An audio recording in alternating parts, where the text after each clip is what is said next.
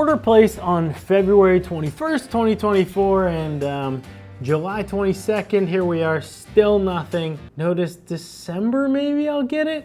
We got the 1, 2, 3, 4, 5, and back in February, Fuji finally announced the 6 with some features that just are mind-blowing if they can actually hold up to be what we want it to be. Now maybe this is Fuji just playing the supply and demand game. I don't know, but I do think it is getting to a point where people are getting a little pissed because it's like, I want to buy your product, but I can't get it. You launched a new product before people could even get the X100V.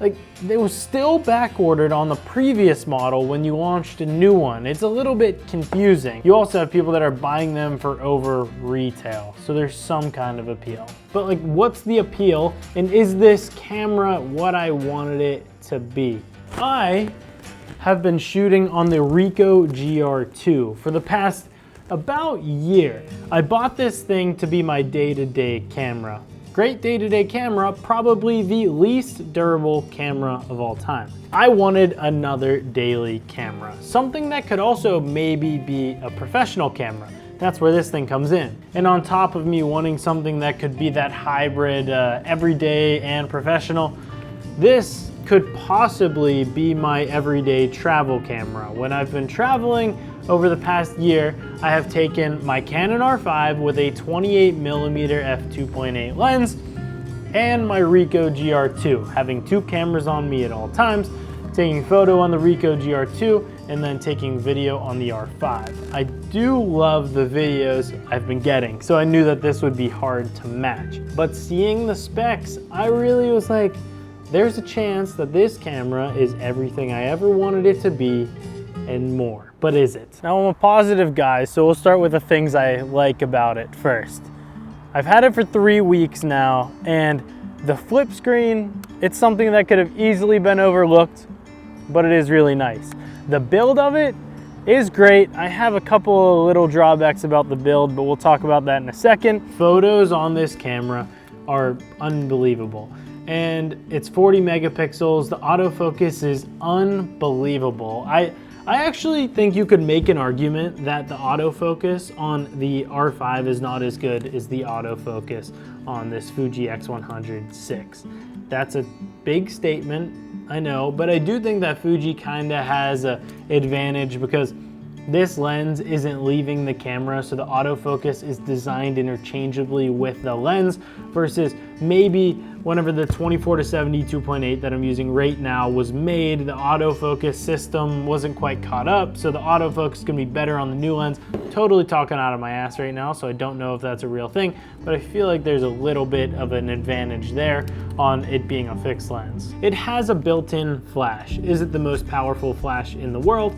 Absolutely not, but is it enough to take photos at night and not have to have an external flash on top of this or crank the ISO? 100%. That was a big thing that I was looking for. This camera also has a built-in ND, which is a cool feature with the little asterisk next to it. USB-C charger, so now my phone, both of my cameras, my laptop, everything can have the same charger, which makes it a lot easier. But my number one favorite thing is that you can build in what they call recipes. If you've never shot on a Fuji camera, which like myself, I've never shot on a Fuji camera before this, I didn't know what a recipe was. You can bake it into the camera. And the nice thing about it is that it's not permanent. If you shoot in RAW and JPEG, the preset, the recipe, whatever you want to call it, is on the JPEG. It'll always be on the JPEG, but the RAW file is just a raw Fuji file. You can edit that as much as you want.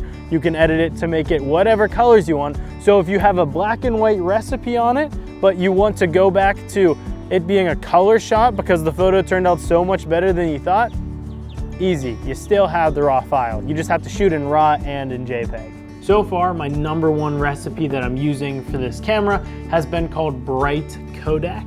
I have it as one of my custom settings on this camera. I will link down below to that recipe if you want to steal it. Also, here are all the values on screen. Please grab it. It's unbelievable and it gives me the look that I want. That's like this film warm nostalgic look. I like it. might be a little much sometimes, and it does have its limitations, but that's why my number 2 is a black and white recipe. Those are great at night, and then we have the bright Kodak for the daytime stuff. Now we gotta talk about the bad things about this camera. There are bad things, and some things that I just think Fuji included into the camera, but like cut a corner before they launched it into the camera. Let me explain. So this camera right here has a built-in ND filter. I ideally would be shooting at 6.2K and 24 frames per second at f2 because I want the best settings that I can.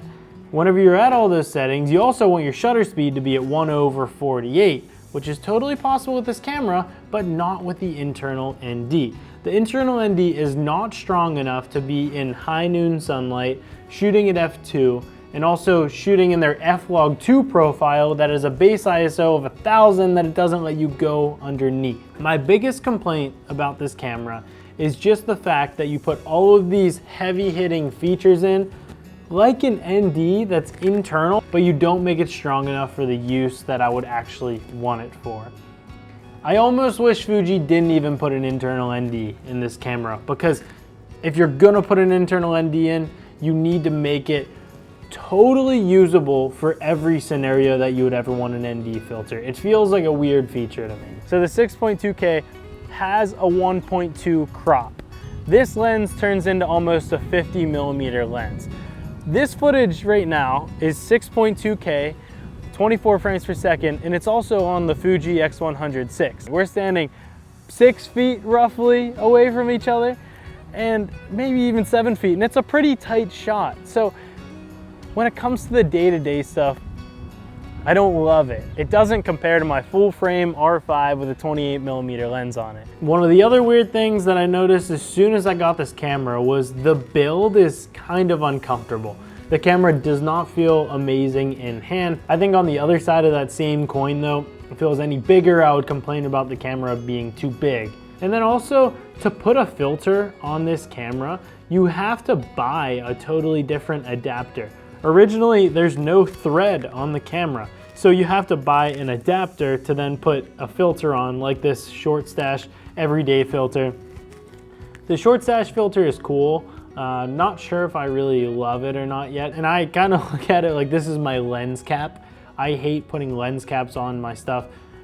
I know that's a terrible quality of mine, and especially for a day-to-day camera that I'm just gonna pull out of my bag, take a photo, and then put it away. I don't wanna pull it out, take the lens cap off. It's also the same reason that I shoot on auto on this camera. That might come to a surprise for a ton of you, but I changed my ISO settings so the ISO won't go over 3200. Auto shutter, auto ISO, but also using my photography knowledge to my advantage. So say it's dark out, I'm gonna put my shutter to 1/125 or 1/250. So if I'm taking somebody's portrait casually, they're not gonna be blurry. Still using my knowledge to my advantage, but if I am in bright sunlight, I'm going auto ISO, I'm going auto shutter, and I'm going manual aperture. I'm actually really impressed with the settings you end up getting out of it shooting auto. I don't like sitting here cranking all my settings all the time. Now I know I've thrown a lot at you guys about this camera right here. And yes, it is a good camera. I do recommend it if you can get your hands on one. I would say don't pay too much money for it. If you try and get one online right now, you're not gonna find one for under like 2,400 bucks off of eBay or anywhere that you can actually get it within the next week. It's probably gonna be back ordered everywhere. I wouldn't pay too much of a premium.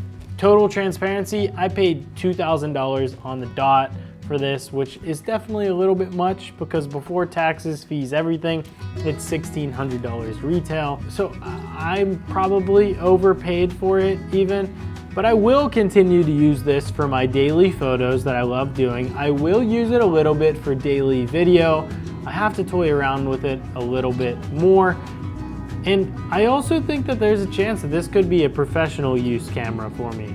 It could be a B cam when I'm doing photo. It could actually help as a B cam when I'm doing an interview, maybe as a video camera.